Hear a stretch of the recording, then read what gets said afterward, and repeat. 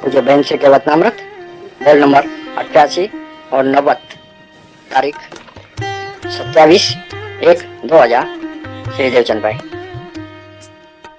नमो अर्यंताणम नमो सिद्धाणम नमो आयर्याणम नमो उवज्जायाणम नमो लोये सवसावणम नमो समय साराय स्वानुभूत्या चकास्ते चित्त भावाय भावाय सर्वभावांतरचिले मंगलम भगवान वीरो मंगलम गौतमो गणि मंगलम कुंद कुंदार्यो जैन धर्मोस्तु मंगलम सर्व मंगल मांगल्यम सर्व कल्याण कारकम प्रधानम सर्वधर्माणम जैनम जयतु शासनम ओंकार बिंदु संयुक्तम नित्यम ध्यायन्ति योगिनो कामदम मोक्षदम चैव ओंकाराय नमो नमः। पूज्य बहन श्री के वचनामृत रोल नंबर 88 લેપ વગરનો હું ચૈતન્ય દેવ છું. ચૈતન્યને જન્મ નથી, ચૈતન્યને મરણ નથી. ચૈતન્ય તો સદા ચૈતન્ય જ છે. નવું તત્વ પ્રગટે તો જન્મ કહેવાય. ચૈતન્ય તો દ્રવ્ય ક્ષેત્ર કાળ ભાવથી ગમે તેવા ઉદયમાં સદા નિર્લેપ અલિપ્ત જ છે. પછી ચિંતા શાની? મૂળ તત્વમાં તો કાંઈ પ્રવેશી શકતું જ નથી.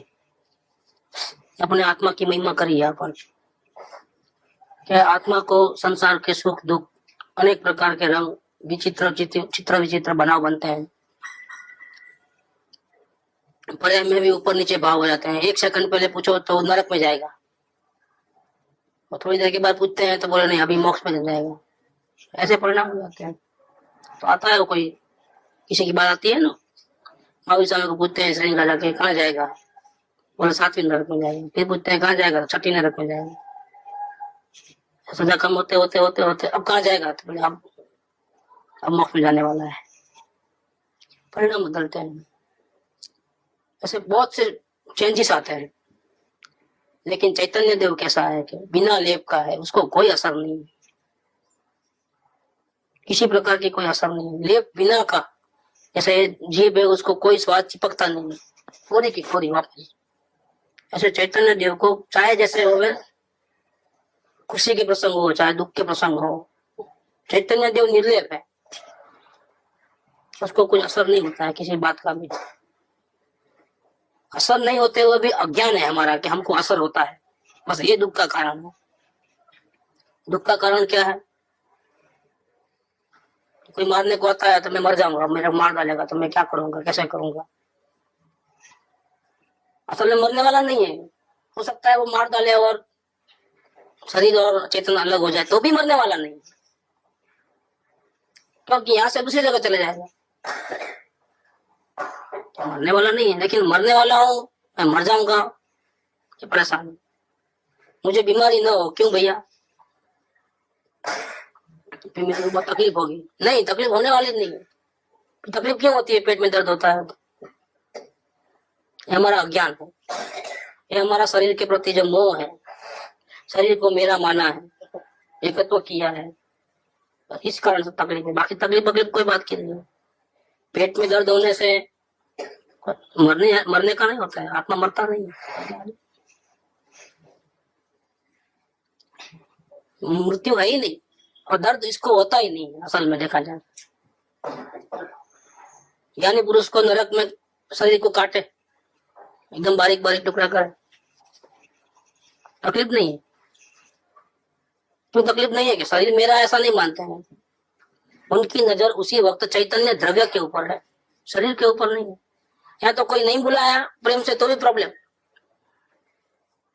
और वहां पूरा कटिंग कर दे शरीर के टुकड़े टुकड़े टुकड़े टुकड़े, कोई प्रॉब्लम नहीं है. क्यों प्रॉब्लम नहीं है? कि उनको चैतन्य का जो असली स्वरूप है वो समझ में आ गया है ज्ञानी पुरुषों को. कैसा है असली स्वरूप? तो लेप बिना का मैं चैतन्य देव हूं, मेरे को कोई चीज असर नहीं करती, न ठंडी न गर्मी न मान न अपमान, पर्याय पलटिए, लेकिन मैं वैसा का वैसा रहता हूँ, मेरे को कोई असर नहीं. सोने को कीचड़ में रखो तो क्या असर पड़ेगा? बिगड़ जाता, पितल हो जाता। और अच्छी डब्बी में रखो तो सोना रहेगा? तो नहीं, सोना सोना ही रहता है। उसको आवरण नहीं है, उसमें कमी नहीं है,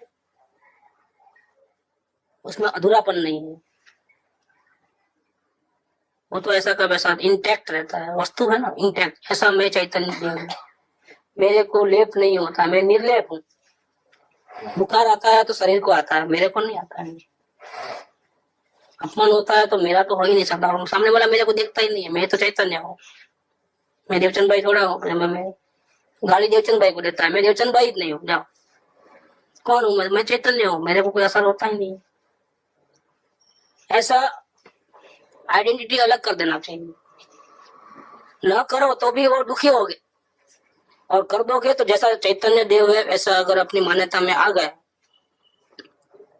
जब तो हम सुखी हो जाएंगे। हम दुखी होने का नहीं है कारण।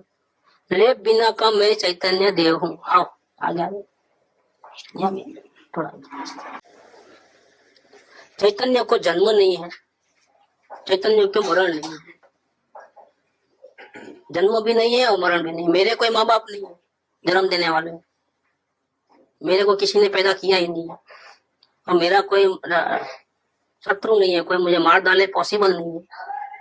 मुझे दुनिया इकट्ठी होकर के मेरे को मारने को आवे तो भी मैं नहीं मरूं, सर पे बम फटे तो भी मैं नहीं मरूं। फिर अस्तित्व नहीं रहता है ना, टुकड़े टुकड़े टुकड़े टुकड़े शरीर के हो जाते हैं। हाँ, शरीर चेतन अलग हुए, मैं और कहीं चले गए, जैसे भाव किए थे वहां चले गए। मेरी मृत्यु तो कहाँ हुई? सर पे बम पड़े तो भी मैं नहीं मरूं। और कहीं भी मेरा जन्म नहीं है, कोई मेरा जन्म विधाता नहीं है, क्योंकि मैं पहले से अनादि से हूँ। मेरा कोई आज थोड़ा जन्म हुआ है। जन्म और मृत्यु की जो वो बीच में डिफरेंस है 50-100 साल का, वो तो अनंत काल की जिंदगी में बिंदु मात्र हो। मेरी जिंदगी शुरू नहीं हुई है क्योंकि मैं बिना बनाया हूँ, जन्म बिना का। मेरा एंड नहीं है। इसमें छोटे छोटे रोल्स है।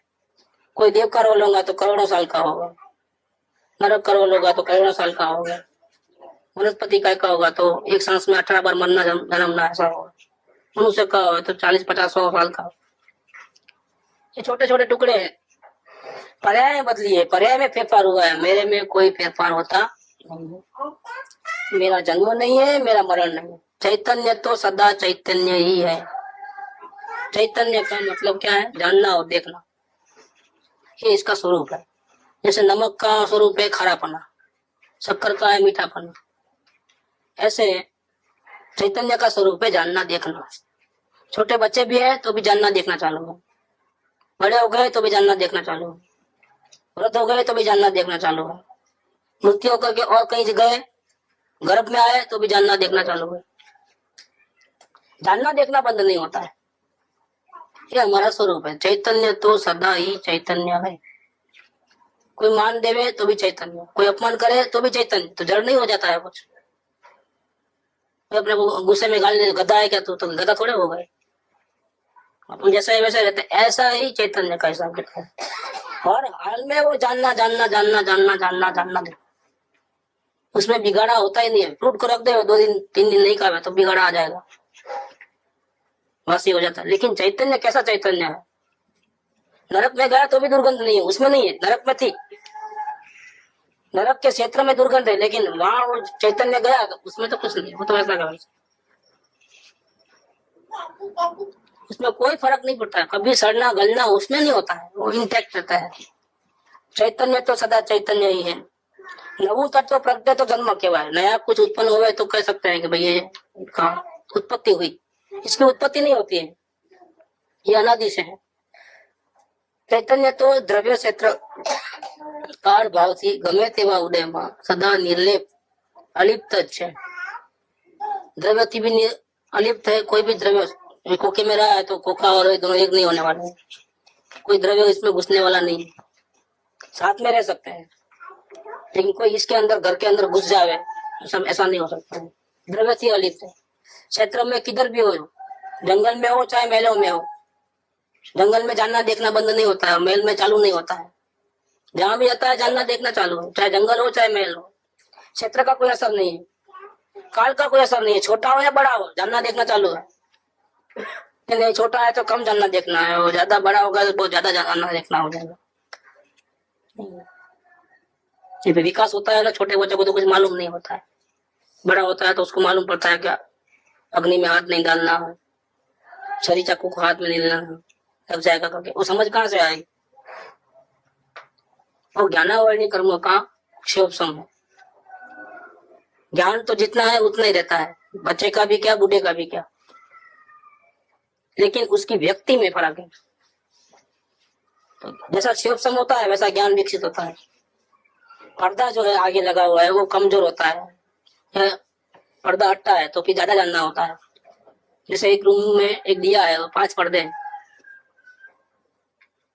पर्दों के पीछे दिया है तो दिए का प्रकाश इतना नहीं आता है, फिर एक पर्दा आता है तो थोड़ा प्रकाश ज्यादा होता है, दूसरा पर्दा आता है तो और ज्यादा प्रकाश होगा, तीसरा हटा है तो और ज्यादा होता है। इसी प्रकार से होता है। वापिस पर्दे रख दो तो वापिस कम हो जाएगा। ये कमी बेसिक जो हुई है वो किस में हुई है? व्यक्ति में। प्रकट रूप में ऐसा है, लेकिन दिए को देखो तो, दिए को नजर में रखो, 5 पर्दा है तो भी इतना ही प्रकाशित है, 3 पर्दे हैं तो भी उतना ही है, बिल्कुल नहीं है तो भी उतना ही है, जैसा है वैसा है, उसमें कोई कम ज्यादा ज्ञान नहीं है। ऐसा काल का भी कोई फर्क नहीं पड़ता है इसको जानने देखने में। नहीं छोटा होगा तो न जानना देखना बंद है, नहीं, अंदर में जड़ और ज्योति जग रही है। जड़ और ज्योति स्वरूप तू है ना, कुपावड़े में कविता है, भय बंधन भगवान, जड़ और ज्योति स्वरूप तू है, नहीं और है बीच में लाइन है एक। तो ऐसा जड़ और ज्योति है। ये बाहर से देखते हो तो किसी में कम ज्ञान है, किसी को ज्यादा ज्ञान है, कोई ज्यादा अनुभवी है तो उसके पास ज्यादा ज्ञान होगा, ऐसा हमको बाहर से लगता है। नहीं, अंदर से सभी भगवान आत्मा है, सभी वर्तमान में ही सिद्ध भगवान जैसे हैं। सर्व जीव से सिद्ध सम जे समझे ते था। जिसको अपना अंदर का जो ओरिजिनल स्वरूप समझ में आ जाएगा, और ये समझ में आएगा कि मैं तो भगवान हूँ, सिद्ध भगवान जैसा मैं हूँ, ऐसा अगर समझ में आ गया समझो, तो उसका बेड़ा पार है, फिर वो डूबने वाला नहीं है संसार में, वो सिद्ध भगवान जरूर बनेगा। तो उसके लिए क्या करना है, कितने उपवास करना है, अपने को सिद्ध भगवान में हूँ ऐसा समझना है, कुछ करना डरना नहीं है। समझने का काम समझने से होगा।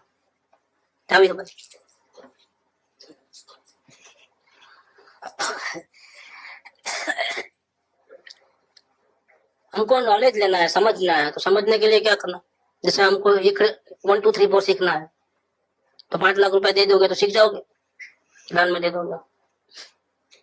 नहीं, पैसा तो नहीं है, लेकिन हम तपस्या कर सकते हैं, 8 10 15 उपवास करे तो 2 ABCD आ जाएगी। नहीं आती है, वो तरीका नहीं है ABCD सीखने का। ऐसे यहाँ समझना है कि मैं भगवान हूँ, बस। उसके लिए बाहर में कुछ करने करने की, लेने देने की कोई आवश्यकता नहीं है। जिसके पास वो ज्ञान है उसके पास जाकर के जिज्ञासा में रह करके सुने, उनका विचारों की आप ले करे, शांति की भावना रखे तो समझ में आ जाएगा। ज्ञान सदगुरु के पास समझो है, अनुभव उनके पास है, आत्मा के बारे में वो जानते हैं, लेकिन हमारे पास उनका ज्ञान हमारे पास कैसे आएगा, वो तो दे नहीं सकते निकाल करके। आधा किलो लीटर 2 लीटर तो मिलने वाला नहीं, फिर हमारे पास वो ज्ञान कैसे आएगा? क्या हम शांति की भावना रख करके उनके कांटेक्ट में रहें और सारी दुनिया की पंचायत छोड़ दे, और मेरा आत्मा कैसा है, मैं कैसे आत्मा को पाऊं, एक ही सवाल, दूसरा कोई सवाल नहीं। ये शरीर में बीमारी है, मैं क्या करूं, सहयोग ठीक नहीं है, मैं क्या करूं, कोई मेरी बात नहीं सुनता है, मैं क्या करूं, लड़के का टेंशन है, मैं क्या करूं, वाइफ का टेंशन है, मैं क्या करूं। कोई सवाल नहीं, संयोगों का, वियोगों का, अनुकूलता का, प्रतिकूलता का कोई सवाल नहीं। जिसके पास ज्ञान है उसके पास जाना, अत्यंत विनयवान होकर के शुद्ध ईमानदारी से मुझे जन्म मरण से छूटने का रास्ता दिखाओ। तो बोले आत्मा को देखना पड़ेगा, पहचानना पड़ेगा। तो हाँ तैयार हूँ, कैसे बताना बता दो। हजारों सवाल होंगे लेकिन वो सब बंद, कोई सवाल नहीं रखने। एक ही सवाल अंदर में, हो सके तो बाहर व्यक्त करो, तो अंदर में एक ही सवाल, दूसरा कोई सवाल नहीं रहना चाहिए। तो सद्गुरु का जो ज्ञान है आत्म स्वरूप के बारे में, उसको पाने के बारे में जो विधि कला है, वो सब अपने में आ जाएंगे। ऐसे दोनों का कांटेक्ट नहीं है, क्षेत्र से तो अलग अलग, इनका ज्ञान इनके पास, उनका ज्ञान उनके पास।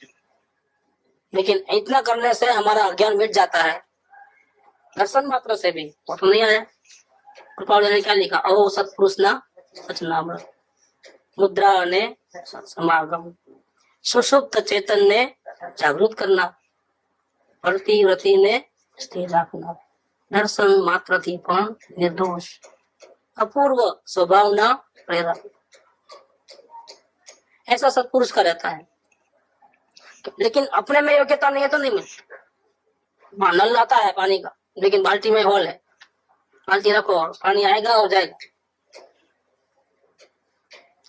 बिना होल वाली अच्छी बाल्टी होगी तो भरे जाएगी, लेकिन ऐसी योग्यता में आवे तो योग्यता में क्या करने का है। वो देने वाले नहीं है, अपना ज्ञान तो कोई दे सकता नहीं है, एक दूसरे को छूने का भी नहीं होता है। जो करंट पास हो गया ऐसा भी कुछ नहीं है कि चलो उनका हाथ पकड़ लिए, अंगूठा पकड़ लिए तो उनका ज्ञान पूरा अपने में आ जावे, ऐसा कुछ नहीं है। उपवास करने से वो ज्ञान आ जावे, ऐसा भी नहीं। 100% ईमानदारी से आत्म कल्याण की भावना लेकर के, एक ही सवाल लेकर के जाए अगर, और उनकी वाणी सुने तो पूरा अपना ज्ञान, उनका ज्ञान जो अपने में प्रवेश कर लेता है। दूसरा कोई रास्ता नहीं है। तो द्रव्य, क्षेत्र, काल और भाव, भाव में भी है, वो निर्लप है भाव करने वाला। नरक में जाने वाले भाव किए, स्वर्ग में जाने वाले भाव किए, बहुत उठापटक की, लेकिन फिर भी वैसा का वैसा रहा, और न दुखी हुआ न सुखी हुआ। स्वरूप तो ऐसा है, पर्याय में दुखी सुखी दिखे, नरक में गया तो रोता चिल्लाता है, स्वर्ग में गया तो हंसता है, बाहर से दिखने में आता है, अंदर में तो कोई फर्क नहीं पड़ता, मन हर जगह वही है। भावों से भी वो निर्लेप है, गमे तेवा उदय में सदा निर्लेप अलिप्त है। मूल स्वरूप को थोड़ा भी बसर का जिसको बोलते हैं, थोड़ा ऐसा फर्नीचर बना तो थोड़ा दाग लग गया, थोड़ा कट गया इधर, खरोच, खरोच बोलते हैं। हाँ, थोड़ा खरोच, एक थोड़ी मामूली खड्डा भी नहीं गिरा है। अनंत बार स्वर्ग में गया, अनंत बार नरक में गया, अनंत जन्म मरण हुए अनादि से आज तक, अपने स्वरूप को भले ही नहीं देखा, अज्ञानता में ही जिया अब तक, तो भी मूल स्वरूप में मामूली सी खरोच भी नहीं आएगी। तो पूछते हैं कि फिर चिंता क्यों करते हो, फिर किसकी चिंता करते हो? कोई मान से नहीं बुलाया तो चिंता क्यों? तेरे में तो कोई फर्क पड़ता नहीं, मान से बुलाया तो भी तेरे को क्या मिलने वाला। और कोई अपमान करे तो चिंता क्यों करते हो? तेरा कुछ जाता नहीं है, तो जैसा करेगा वैसा भाव करेगा तो ऐसा बढ़ेगा। तुमको तो कुछ होने वाला नहीं, तुम तो निर्लेप हो, कि चिंता क्यों करते हो, मेरा क्या होगा कब। ऐसा निर्लेप स्वरूप को समझेगा तो सारी चिंताएं दूर भाग जाएगी,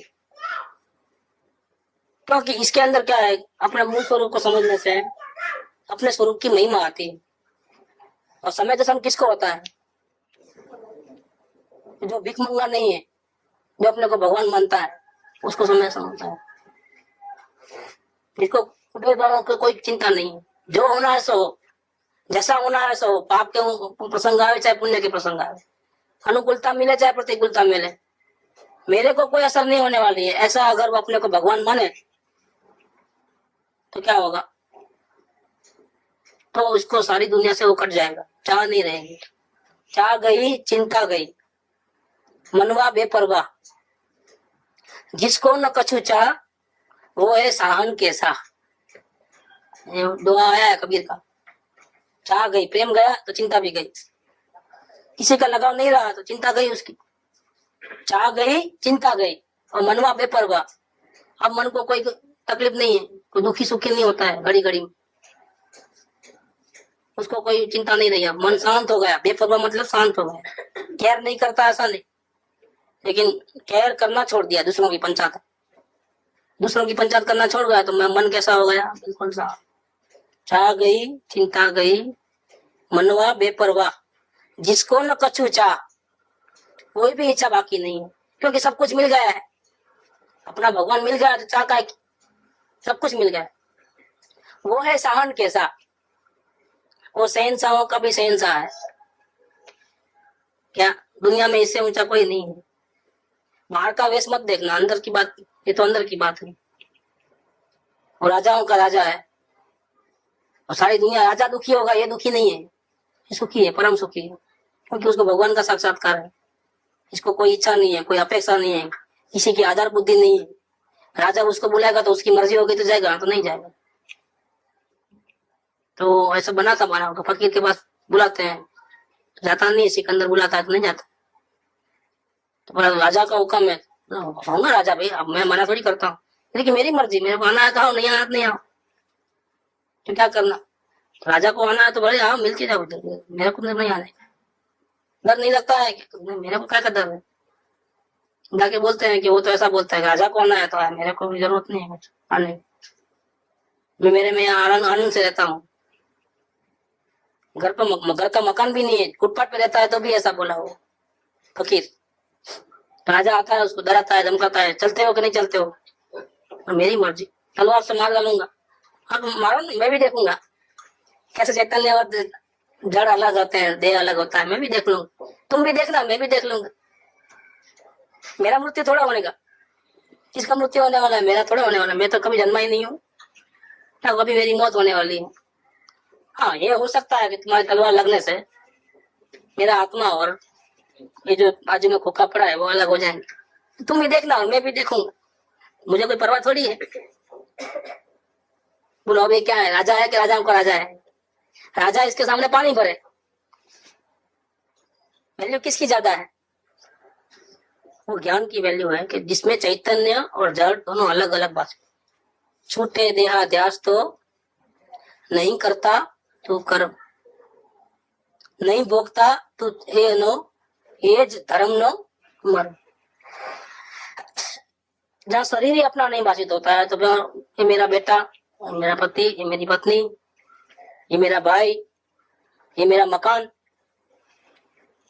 ये मेरे चश्मे, ये मेरे जूते, ये मेरे कपड़े, कहाँ मेरा, कहाँ एक रजकण भी मेरा नहीं है। मैं सबसे भिन्न अलिप्त हूँ, कोई मेरे में प्रवेश नहीं करता है, और न मैं किसी में प्रवेश करता हूँ।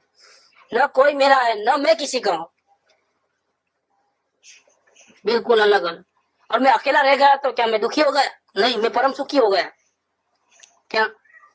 क्योंकि अब उसकी संभाल गई हमारी। अकेला हो गया तो क्या हुआ? साथ में थे जब तक तो टेंशन, अलग हो गए तो टेंशन उनका गया। अब फिक्र करनी है सिर्फ अपनी करनी है, दूसरे का बोझा जो हाथ में लगता था वो चले गए। तो अकेला हो गया तो क्या नुकसान हुआ भैया? क्या नुकसान और लाभ की गिनती कैसे होती है कि शांति मिले तो फायदा और अशांति होवे तो नुकसान, या पैसा बहुत मिले तो फायदा और पैसा कम हो जाए तो नुकसान, ऐसा हिसाब किताब नहीं है।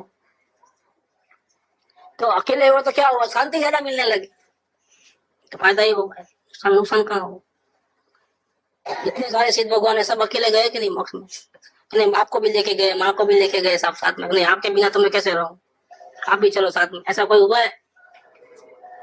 उनको आना है तो वो भी आराधना करे और आवे, हम मना थोड़ी करते हैं। और किसी के लिए नो एडमिशन थोड़ा है, लेकिन साधना करके जाना पड़ेगा, पूरा हिसाब किताब चुकते करके। सबसे पहले आत्मा को देखना, इसके बाद जितने भी कर्म बांधे हैं अज्ञान अवस्था में, अच्छे और बुरे, उन सब कर्जों का चुकता करके, साधना करके, रत्नत्रय की आराधना करके फिर आना मोक्ष में। नहीं तो प्रवेश नहीं। तो कोई भी जीव कर सकता है, सभी जीव में ताकत है भगवान बनने की ताकत है तुझ में। लेकिन तू अपने को पुजारी मान के बैठा है, तो ऐसी माने तक तू छोड़। मतलब अपने को पुजारी मत मान, अपने को भगवान मान। भगवान हो तो भी चिंता काय की? मूल तत्व में तो कहीं प्रवेशी सकतूज नहीं, डरने की कोई जरूरत नहीं। हम भगवान स्वरूप से तो हैं। कोई अपने को माने या न माने, हम भी अपने को माने या न माने, फिर भी हम तो भगवान हैं, चैतन्य हीरे हैं। अब हमको अपनी कदर न हो तो अलग बात है। असल में हमको किसी की भी जरूरत नहीं, किसी की पंचायत करने की जरूरत नहीं। जितनी करते हैं उतना हम ही दुखी होते हैं। क्या? लेकिन फिर भी अगर हम भगवान माने और पंचायत छोड़ देवे तो सुखी हो सकते हैं, और भगवान नहीं माने और पंचायत करके दुखी होवे तो भी हम तो है तो भगवान ही। क्या दुख में चाहे सुख में, नरक में चाहे निगोद में, चाहे स्वर्ग में चाहे मोक्ष में, हमारा स्वरूप तो नहीं बदलेगा, हम तो भगवान ही रहेंगे। अब सवाल यह है कि भगवान को भगवान रूप से स्वीकार करके जन्म मरण का अंत करके परम शांति पाना है या फिर भटकते रहना है, ये चॉइस हमारी है। दोनों रास्ते बता दिए, ये भटकने का रास्ता, ये तीरने का रास्ता है। अब आपको क्या करना है, डिसाइड करना है, आपकी चलने वाली है, क्योंकि आप भगवान हो, भगवान का कोई भगवान नहीं होता है। खुद जो डिसीजन लेगा वैसा होगा, खुद बोलेगा कि नहीं मुझे अब किसी की परवाह नहीं है, मुझे सिर्फ आत्मा की परवाह है, तो कोई मना नहीं है, तो आ जाओ आप भी भगवान बन जाना। नहीं नहीं फिर मैं भगवान हूँ लेकिन उसका क्या, इसका क्या, उसका क्या, तो भैया तुम बैठे रहो, अभी तुम्हारे दुनिया वालों को तुम्हारी बहुत जरूरत है, तुम्हारे ऐसा ठेकेदार मिल जाए मफत का, बिना पगार का ठेकेदार, सब हेरा फेरी करने वाला मिल जाए तो दुनिया का को मना करे। अच्छा है हमारा संभाल लेगा वो, रोटी घर की खावे और सारे गांव की फिक्र। ऐसा मुफ्त का अगर मिलता है जिम्मेदारी संभालने वाला, कर्म उसके बांधे, भटके हो और सबका संभाल रखे, तो ऐसा मिलता है तो कौन क्यों मना करे। संसारी जीवों को आपकी बहुत जरूरत है, करते रहो पंचायत मगजमारी और भटकते रहो, कोई साथ देने वाला नहीं है। और अगर अपने को भगवान मान करके अपनी आराधना की और सारे पंचायतों को छोड़ दिया भावों से, क्रिया से नहीं, क्रिया भले ही पाप की हो चाहे पुण्य की हो, उससे कोई लेना देना नहीं है, भावों से छूट दिया पूरा, तो मैं तो मेरी आराधना करूंगा, किसी की जैसा दिन आएगा मैं गुजार लूंगा, लेकिन आराधना सिर्फ मेरी ही करूंगा, मैं भगवान को क्यों चिंता करूं। ऐसा करके अगर अपनी आराधना किया तो वो खुद भगवान बन जाएगा। तो यहाँ ये कहते हैं कि मूल तत्व में तो कोई किसी का प्रवेश नहीं है, फिर तुम चिंता क्यों करते हो। तुम चिंता रहित होगे तो ही तुम आराधना कर पाओगे। ये आत्मा आराधना आत्मा की करनी है। जन्म बड़े हो जाए तो करूं, बड़े हो गए तो शादी करके फिर करूं, शादी करे तो मैं पोता का मुंह देख करके फिर आऊं, हो गई बात। वो तो पहले जरा कैसे मालूम हो गया कि इसका काम नहीं है। इसलिए कहते हैं कि तेरे मूल तत्व में कोई फर्क नहीं पड़ेगा, अगर तुम कल के दिन गरीब हो जाओगे तो भी तुम भगवान रहोगे, फुटपाथ पे रहने लगोगे तो भी तुम भगवान रहोगे, खाने को नहीं मिलेगा तो भी तुम भगवान रहोगे, क्योंकि मूल तत्व तो इंटैक्ट जैसा का वैसा है। तो तुम चिंता मत कर, सारी चिंता छोड़ दे कि मेरा क्या होगा, तुम सिर्फ भगवान की आराधना कर, तुम भगवान बन जाओगे। लेकिन इसको भगवान की आराधना करनी है, जन्म मरण से मुक्त होना है, आत्मा का दर्शन भी करना है, सुखी भी होना है, ये धर्म की बात अच्छी भी लगती है, लेकिन काम पूरे कौन से करने हैं। उलझना किस में है, 24 घंटे में कहाँ उलझता है ज्यादा, प्रपंचम, मुंह से एक बात बोलता है और अंदर भाव में संसार पड़ा है, अपेक्षाएं पड़ी है, दूसरों की आधार बुद्धि पड़ी है, दूसरों की पंचायत और चिंताएं पड़ी है, तो इसका काम नहीं है, तो भगवान नहीं बन सकता। इसलिए यहाँ कहते हैं कि तू निर्लेप तत्व हो, तुम चिंता मत कर, सारी चिंता छोड़ करके बिल्कुल बेपरवाह हो जा, शांत हो जा बिल्कुल, तो तुम आत्मा के दर्शन करोगे, आराधना कर पाओगे, नहीं तो नहीं कर पाओगे। तो यहाँ पर 88 पूरा हुआ और 89 जो है मुनिराज का है, 90 नंबर लेते हैं। संसाરની अनेक अभिलाषा रूप સુધાથી દુઃખિત મુસાફિર તો વિષયોમાં શા માટે જવા નાખે છે, ત્યાં તારી ભૂખ ભાંગે એવું નથી। અંદર અમૃત ફળોનું ચૈતન્ય વૃક્ષ પડ્યું છે। आत्मा में क्या है, आत्मा को झाड़ बनाया है अलंकारिक भाषा में।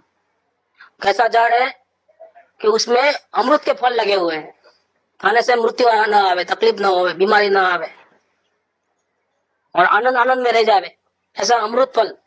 अमृत फलों का तू चैतन्य वृक्ष हो, तेने जो नहीं झाड़ पे चढ़ो फिर अमृत फल को काटो, फिर चप्पू से काट करके मुंह में डालो तो तुझे मत स्वाद आएगा, ऐसा नहीं। क्या ये ऐसा चैतन्य वृक्ष है कि तुझे क्या करना है, वो अमृत फल पाने के लिए न चप्पू की जरूरत है, न झाड़ पे चढ़ने की जरूरत है, न कुछ काटन कुटी करने की जरूरत है। क्या बोले, तेने जो मतलब उसको देख, किसको, ચૈતન્ય વૃક્ષ को तो अनेक जातना मधुर फल और रस तने મળશે देखने से ही तुमको वहां झाड़ पे चढ़ने की जरूरत नहीं।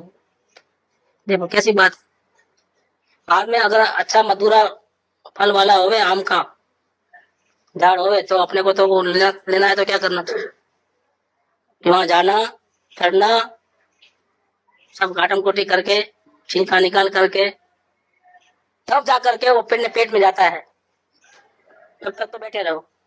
यहाँ ऐसा कुछ करने की जरूरत नहीं, यहाँ तो उसको वृक्ष को देखो, चैतन्य वृक्ष को देखने मात्र से ही अनेक प्रकार के, मतलब तुमने कभी सपने में भी सोचे नहीं होंगे ऐसे अलग अलग प्रकार के मधुर फल और रस तुझे मिलेगा और तू तृप्त हो जाएगा।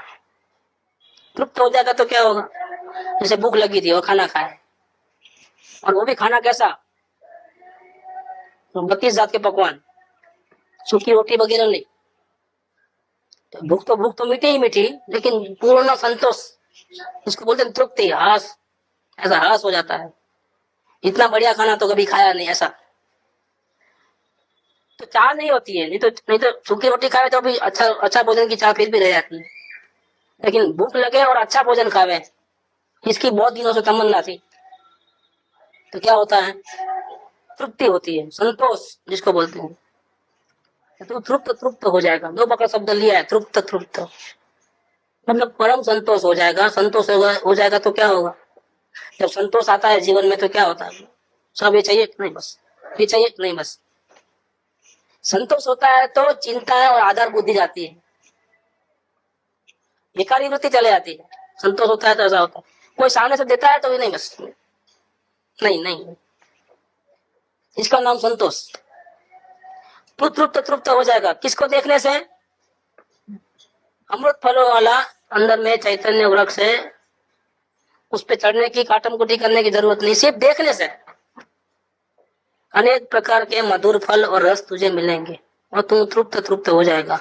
किसको कहते हैं, ये दुखित मुसाफिर, अपने को क्या कहा, मुसाफिर कहा। कैसा मुसाफिर, दुखी मुसाफिर। क्यों, अनादिकाल से वो एक भाव में से दूसरे भाव में, दूसरे भाव में से तीसरे भाव में, घड़ी में स्वर्ग में, घड़ी में नरक में, घड़ी में वनस्पति में, घड़ी में जानवर में, घड़ी में मनुष्य में, ऐसी मुसाफरी करता है, 4 गति में भ्रमण करता है अनंत काल से, भटक भटक भटक भटक भटक। तो जहाँ जाता है वहां अपना परिवार, अपना बॉडी अलग रहता है, परिवार रहता है, अपना घर रहता है, उसमें मेरा मेरा तेरा तेरा कर करके राग द्वेष कर करके वापिस वहां से जाता है छूट के, वापिस जहाँ जाता है वहां फिर वापिस अपना अलग परिवार बसाता है।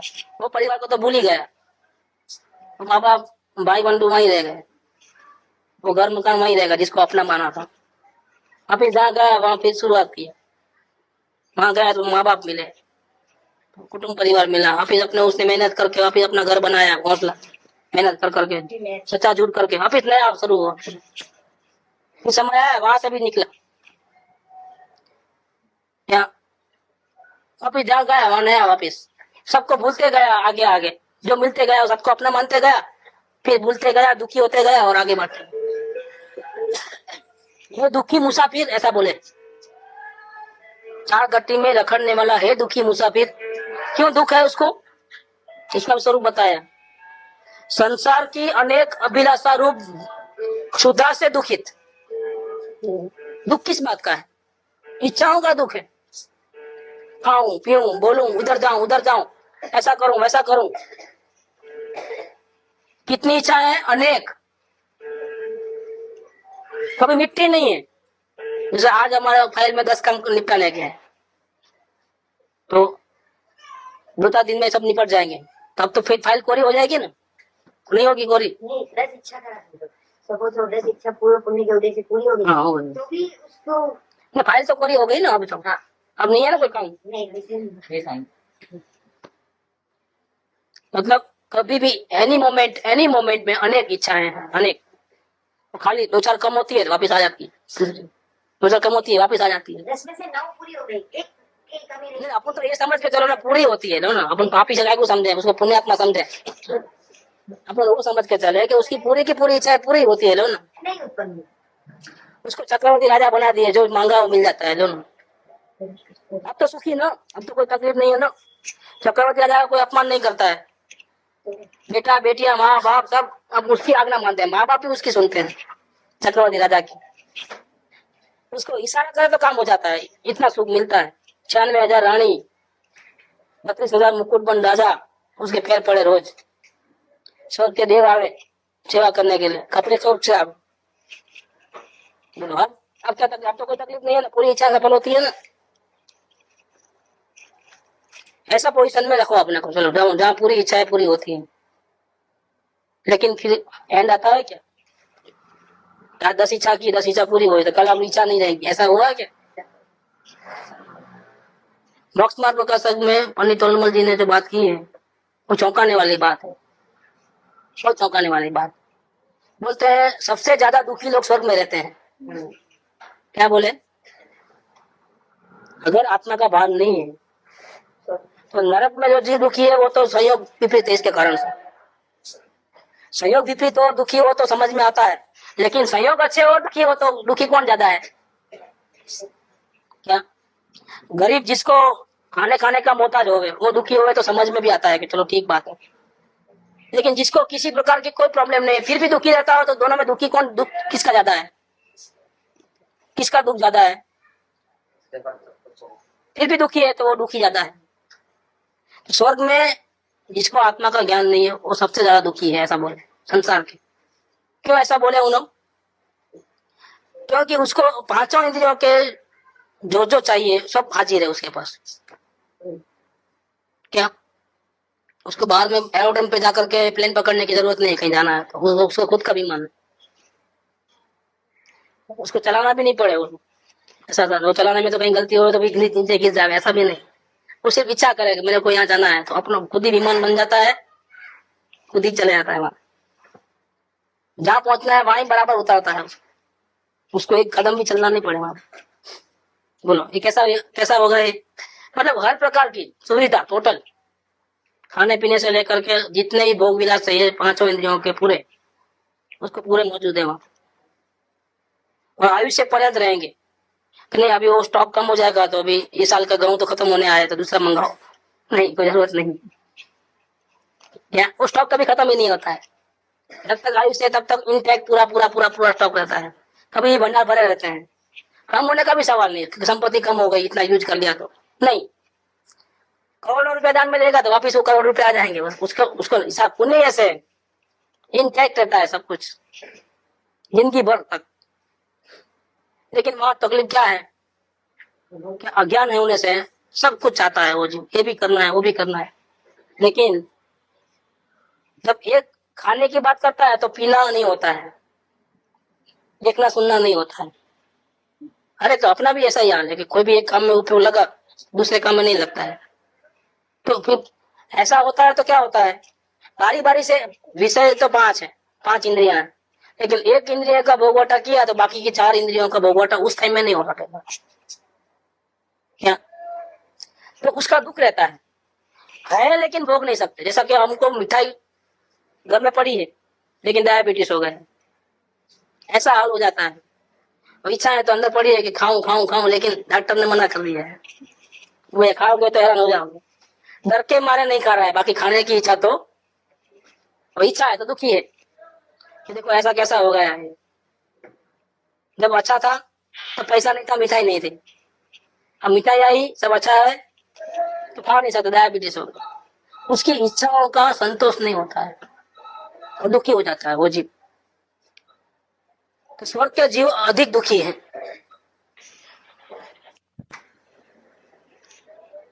संसार की अनेक अभिलाषा रूप शुद्धा से दुखित मुसाफिर, ये संसार का चित्रण बताया कि स्वर्ग के जीव भी दुखी, क्योंकि मांग मांग मांग मांग चाहिए चाहिए चाहिए चालू है।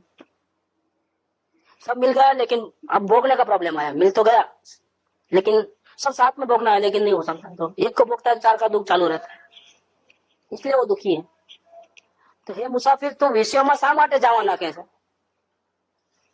खाने में पीने में देखने में सुनने में तुम क्यों अपने को, अपने शांति के लिए तुम वहां क्यों भटकता है, वहां क्यों पकड़ता है सबको, जामा क्यों डालता है?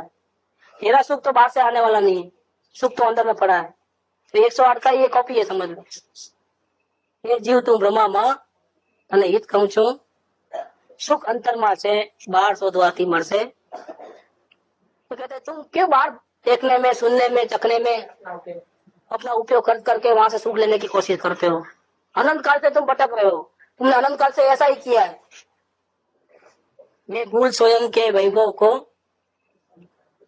पर ममता में अटकाया हूं। इंद्रिय के भोग मधुर विषम, लावण्यमयी कंचन काया, ये सब कुछ जड़ की क्रिया है, मैं अब तक जान। युग युग से इच्छा सागर से वो गोते खाया है। भटका हूं चारों ओर, क्या मिला? अनंत काल से मुसाफरी करते हो, बाहर में ही बाहर में नजर, और बाहर में से सुख लेने की कोशिश, लेकिन तुझे सुख नहीं मिला। तू क्यों ऐसा उल्टा मेहनत करते हो? तू विषयों शा माटे जावाना કહે છે? वहां तेरी को तृप्ति होने वाली नहीं है, तेरी भूख मिटने वाली नहीं है। वहां अगर ऐसा करते रहे, क्या ऐसा करते रहे, भटकते रहे, तो तेरी भूख मिटने वाली नहीं है। क्या करें फिर? रास्ता बताएं। अंदर में अमृत फलों का चैतन्य वृक्ष पड़ा हुआ है, उसको तू को काटम कुटी नहीं करना है, सिर्फ देखना है अंदर में। उसमें तो और पानी डालना पड़ेगा, फिर झाड़ बड़ा होगा, फिर फल होंगे, तब तक इंतजार करना, फिर उसके बाद ऊपर चढ़ करके काटम कुटी करके खाना पीना। ऐसा भी नहीं, कुछ नहीं, अंदर रेडी है सब कुछ। आपको उसको पाने के लिए क्या करना है? सिर्फ नजर करनी है। देख તેને જો તો અનેક જાતના મધુર ફળ અને રસ તને મળશે, તું તૃપ્ત તૃપ્ત થઈ જઈશ। वहां तुझे इतनी शांति मिलेगी कि सारी दुनिया तुमको मिलेगी तो तुम सामने से मना करेगा, भाई हमको नहीं चाहिए। तो कृपाल ने लिखा ना, ज्ञान दशा के बाद 24 साल की उम्र में, आखू जगत सोनाનું થાય तो પણ અમારે માટે કેવું છે? 3 વખત છે। सारी दुनिया सोने की हो जाए तो भी हमको नहीं चाहिए, क्योंकि हमारे लिए तो वो घास बराबर है। ऐसा ऐसा हो जाएगा फिर। सकड़ जगटते हैं जगत अथवा स्वप्न समान, ये कहिए ज्ञानी दशा बाकी वाचांगी। ज्ञान दशा हुई तो किसी की जरूरत नहीं रही, पराधीनता ही नहीं रही। कोई मान करे, कोई अपमान करे, कोई बुलावे, कोई नहीं बुलावे, क्या वो सारे पंचायतों से मुक्त। मैं अकेला तो अकेला ही अच्छा हूँ, मुझे नहीं चाहिए किसी का सपोर्ट, नहीं चाहिए संसार की अनुकूलता, क्योंकि अनुकूलता के पीछे वापिस प्रतिकूलता पड़ी है। चक्कर है सुख दुख के, नहीं चाहिए सुख भी नहीं, दुख भी नहीं, कुछ नहीं चाहिए, संसार ही नहीं चाहिए। जाओ, मुझे मेरा परमात्मा मिल गया है। मैं वहीं नजर करते, वहीं नजर रखते रखते रखते रखते मुनि दशा, श्रावण दशा के बाद मुनि दशा, अरियन दशा होकर के सीध भगवान बन जाऊंगा। हम छोड़ चले यह लोक तभी, लोकांत विराजे क्षण में जा। निज लोक हमारा वासा हो, लोकांत बने फिर हमको क्या। जागे मम बोधि दुर्लभ प्रभु, दुर्नयतम सत्वर फल जावे, बस ज्ञाता दृष्टा रह जाओ। मद मत्सर मोह सिद्ध लोक में पहुंच जाएगा। यहाँ इसकी आराधना करते करते ही हो गया, भगवान था। आराधना करने से बाहर में भी भगवान, भिखारी पना मिट गया, भगवान पना आ गया, दुनिया का साथ छूट गया, और कहाँ जाके विराजमान हो गया? लोकांत विराजे, लोक के अग्र भाग में, अंत में, जहाँ अनंत सिद्ध भगवान विराजते हैं, वहां अपनी ये जो सीट खाली है वहां जाकर के बैठ गया। अब कहीं जाना नहीं, कहीं आना नहीं, कुछ नहीं, न समझाना है, न कुछ थिंक करना है, उठा पटक ही बंद हो गई पूरी। बस ऐसा हो जाता है, तू तृप्त तृप्त हो जाएगा। इसलिए भटकना बंद कर दे और अपना देखना चालू कर दे। किसको? पारने के अंदर में। और इतना ही काम करने का है।